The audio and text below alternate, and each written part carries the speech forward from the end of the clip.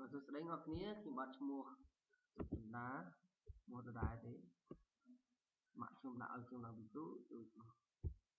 ngay ní trong nâng bằng hai ngọc nia ơi chạy ở bằng card nơi mà xin cho bạn này mật mũi đại dương nâng ra viền bè thìនៅក្នុងវាអំបែនេះគឺវាអាចមានសមត្ថភាពឲ្យអ្នកនរគ្នាអាចបង្កើតដូចជាOS បានច្រើនដូចជា Windows ជា Linux ដូចជា OS X ផ្សេងទៀតអញ្ចឹងឥឡូវកុំឲ្យខាតពេលវេលាសូមអ្នកនរគ្នាមើលតិចទៅយើងនឹងបង្កើតនៅ Windows ថ្មីមួយដែលមានឈ្មោះថា Windows 7 ឥឡូវនេះយើងមាន Windows 7ហើយប៉ុន្តែខ្ញុំចង់ដាក់ Windows មួយទៀតគឺ Windows Don Bosco 7យើងបញ្ជាក់ថា Windows 7របស់សាលា Don Bosco អញ្ចឹងដំបូងអ្នកនរគ្នាចូលក្នុង file ហើយអ្នកនរគ្នាជ្រើសរើសយកពាក្យថា New Visual Machine បន្ទាប់មកយើងនឹងឃើញផ្ទាំង New Visual Machine មួយលោតឲ្យយើងហើយនៅក្នុងនោះយើងធ្វើការជ្រើសរើសយក Typical ឬក៏ Custom អញ្ចឹងតាមខ្ញុំចូល Typical ណាយើងNext ទៅហើយនៅខាងក្រោមនេះយើងនឹងជ្រើសរើស I will install the operating system later យើងបង្កើតម៉ាស៊ីនសិនទើបយើងដំឡើង Windows តាមក្រោមហើយនៅក្នុងកន្លែង select guide operating system ហ្នឹងគឺអ្នកនរគ្នាធ្វើការសម្រេចចិត្តរើសយកតើអ្នកនរគ្នាធ្វើការដំឡើង OS ហ្នឹងជាប្រភេទអីអញ្ចឹងនៅក្នុងនោះវាមានច្រើនវាមានជាប្រភេទ Microsoft Windows វាមានជា Linux វាមានជា Novel Netware វាមាន Solarium Firmware ហើយផ្សេងទៀតណាអញ្ចឹងគោលបំណងយើងថ្ងៃនេះគឺយើង install តែ Windows 7 ទេណា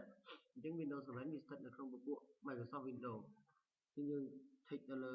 Microsoft Windows ទៅហើយយើងជ្រើសរើសយក version របស់ Windows យើងតើយើងចង់ដំឡើង Windows នឹងជា Windows អី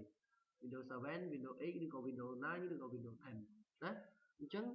Install ក៏មាន XP ក៏មាន NT ក៏មានណាអញ្ចឹងឥឡូវនេះយើងយក Windows 7 សិនទៅហើយយើងយក Next បន្ទាប់មកកន្លែងនេះគឺជាកន្លែងដែលអ្នកនរគ្នាត្រូវដាក់ឈ្មោះគឺខ្ញុំដាក់ដើម្បីចំណាំវាពេលក្រោយខ្ញុំទៅរកវិញខ្ញុំដឹងខ្ញុំដាក់ថា Don Bosco 7 Next ហើយអ្នកនរគ្នាមើលកន្លែងនេះ part របស់វាពេលណាយើង install location វាណាពេលណាយើង install បង្កើតម៉ាស៊ីនថ្មីមួយគឺវារត់ direct ចូលទៅក្នុង drive C folder user ឈ្មោះចិន្តានៅក្នុង document នៅក្នុង Visual Machine ហើយ folder របស់វាគឺ Don Bosco 7យើងយក Next កន្លែងនេះគឺកន្លែងដែលយើងធ្វើការជ្រើសរើសយក hard disk តើយើងចង់កំណត់ឲ្យម៉ាស៊ីនរបស់យើងនឹងមាន hard disk ចំនួនប៉ុន្មាន GB អញ្ចឹងដោយឡែកយើង install តែ Windows មួយទេយើងយកតែ 20G ទៅបានហើយដើម្បីកុំឲ្យខាត space របស់ hard disk យើងនៅខាងក្រៅណាហើយយើងយក Next យើងយក Finish អញ្ចឹងយើងចាប់ដើមទៅមើល detail របស់យើង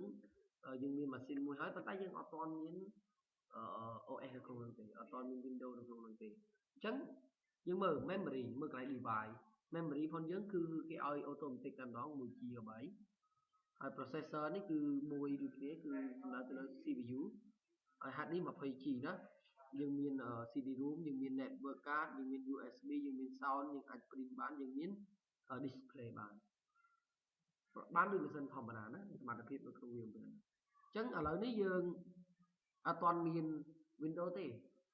មែនទេយើងអត់ទាន់មាន Windows តែយើងនឹងធ្វើការ add Windows នៅពេលក្រោយទៀតយើងនឹង install Windows នៅពេលក្រោយទៀតប៉ុន្តែឥឡូវនេះយើងសូមបញ្ចប់វីដេអូនេះសិនពីព្រោះខ្លាចវាវែងឆ្ងាយទៅទៀតហើយយើងវីដេអូនេះយើងភាពអន់ច្រឡំហើយខ្ញុំមិនដឹងថាវាថតអត់ទេ